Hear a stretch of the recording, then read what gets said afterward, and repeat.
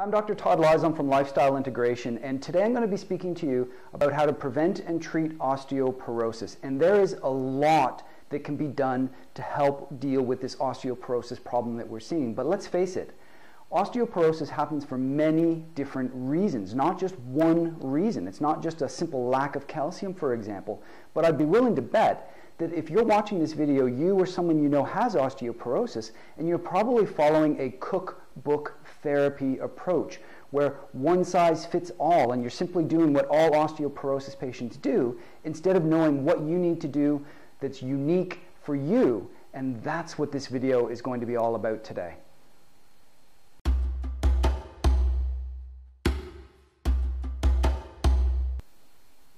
So I've got 5 key factors that I'm going to share with you today, and the first one is that cells regenerate. Some time ago I had my 8-year-old daughter come to me with the Human Encyclopedia, and she came to me and she says, "Dad, you got to listen to this. This is so gross." And she read me a sentence from there that said, "In the time it takes you to read this sentence, 2,000 skin cells fall off you." And she thought this was the grossest thing in the world. And I turned to her and I said, "So does that mean you're going to lose all your skin eventually?" And she looked at me with this horrified look, and I thought, this is a great chance to teach her something. And I said, "Mackenzie, you're not going to lose all your skin.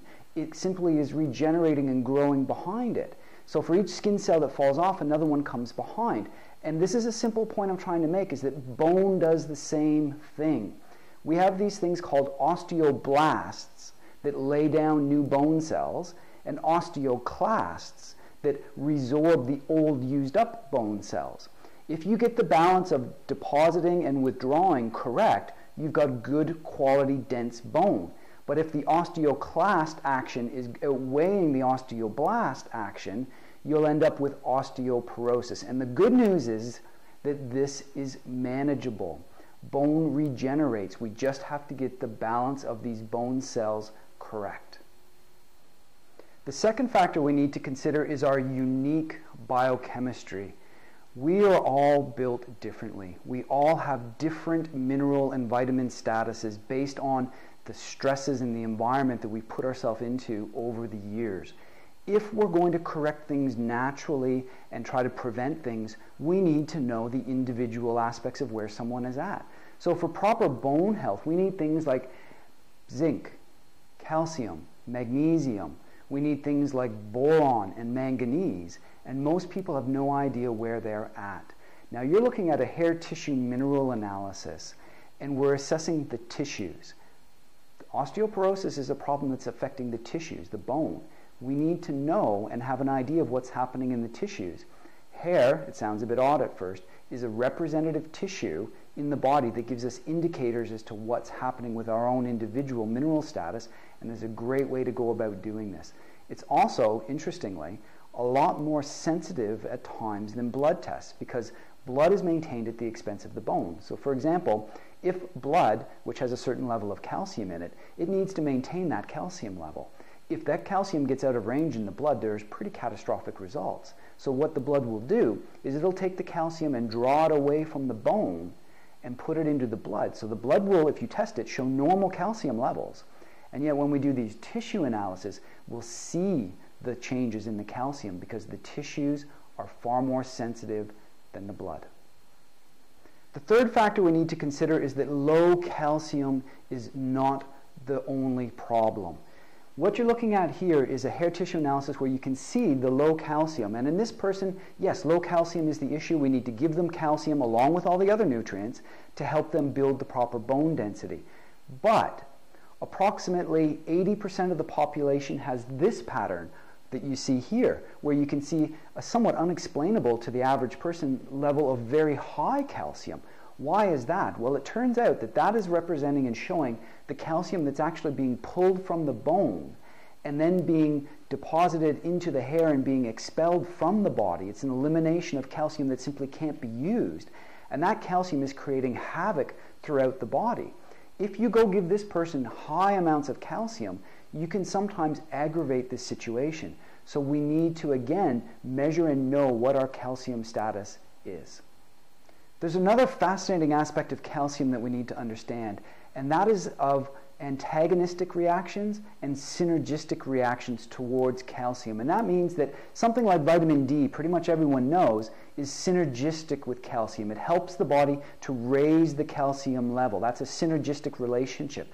But there's also antagonistic relationships, and you can see here that there are many minerals that will actually lower the levels of calcium in your body, which is why we need to know what these antagonists and synergists are so that we can properly use them in a program. And again, to be guessing is not effective when we're dealing with individual problems in osteoporosis. Our osteoporosis problems are not all from the same reason. The fourth factor we need to understand is how hormones affect bone density. We're simply going to use the example of calcium, but you could do this process for all the other minerals that the body requires as well. Calcium is controlled primarily by things like vitamin D, calcitonin, and parathyroid hormone. And those things influence the level of calcium. But there are other hormones that are involved as well, things like estrogen and insulin. And I want to show you the process of how all of these things are interacting with each other. And you must get the hormone and endocrine systems in proper working order if you want to have any hope to raise the calcium level. And remember, this is just calcium we're showing. We would need to do this process for all the minerals that are involved in proper bone density. Have a look at this. So what you're looking at here is the hormonal antagonist chart, and it's very similar to what I was explaining before with respect to the minerals. So what you can see here is that estrogen, when it's high, will have an effect on lowering or inhibiting the thyroid function over here. And when the thyroid function is low, the parathyroid function over here will generally be higher.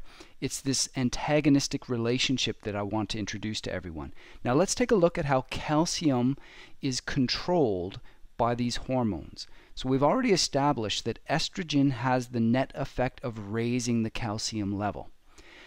If we raise the calcium level because of the estrogen effect, when we move over here, we'll see that the calcium level will be low because of the thyroid effect. And that's exactly what happens. Calcitonin has the net effect of taking calcium from the bone, from the tissue, and putting it into the blood. Now let's carry this a little bit further. If we come over here, we see the parathyroid. And the parathyroid hormone is responsible for taking this calcium and putting it back into the tissues or the bones. This is the relationship that we need to understand if we're going to help this osteoporosis problem. Over here with the pancreas, we look at insulin. Insulin, we established, has the effect of tending to raise calcium. If we then look over here at the thyroid function, we're right back again where we were, lowering the calcium. So this chart and this understanding that minerals are controlled and maintained by more than just simply giving calcium is so important to understand. And if we want to help people get better, we have to address the big picture. We need to address all of these systems concurrently, in addition to providing the raw building materials like calcium, magnesium, zinc, and manganese. And the fifth factor to help you with your osteoporosis problems in treating and preventing it is to put an overall program together. And that's what you're looking at here. The first thing we need to do is assess things. We need to know what are the deficiencies, what are the excesses, where are the imbalances, and what are the toxins. And we use the hair tissue mineral analysis to do that. We have to know what's going on individually before we can put together programs. Once we've done that, we then have the overall approach that we take, which you can see represented by the image here. And that's things that would make a lot of sense. You have to have a good diet. You have to get a proper amount of exercise to be able to build that bone density. You need water, you need sleep, all of these things we put together. But there's more to the picture than just that, as we've been explaining. We need to know what supplements a person needs to take. And that's why these hair analyses are critical, so that we can put together the individual programs that people need. We often need to detoxify. So, for example, lead is a big problem with bones. We need to know what to do to detoxify that lead out of the system.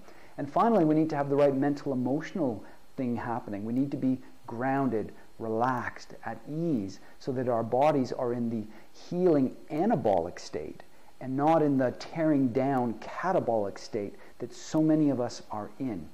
That's the overall approach that we need to take. I really hope this video has been of tremendous value for you in at least introducing you to the ideas of individual osteoporosis treatment. There is a lot that can be done to slow down the progress and perhaps even reverse this progress without necessarily the use of drugs. For more information about what we do and how we do it, click the subscribe button that you see up there to our YouTube channel, or have a look at our website down below where you can see a little bit more of how we can work with you individually. And by the way, we can work with you no matter where in the world you are, and for more information, simply contact us. Have another look at some of these videos at all if you're also interested in some more information. Until next time, keep well.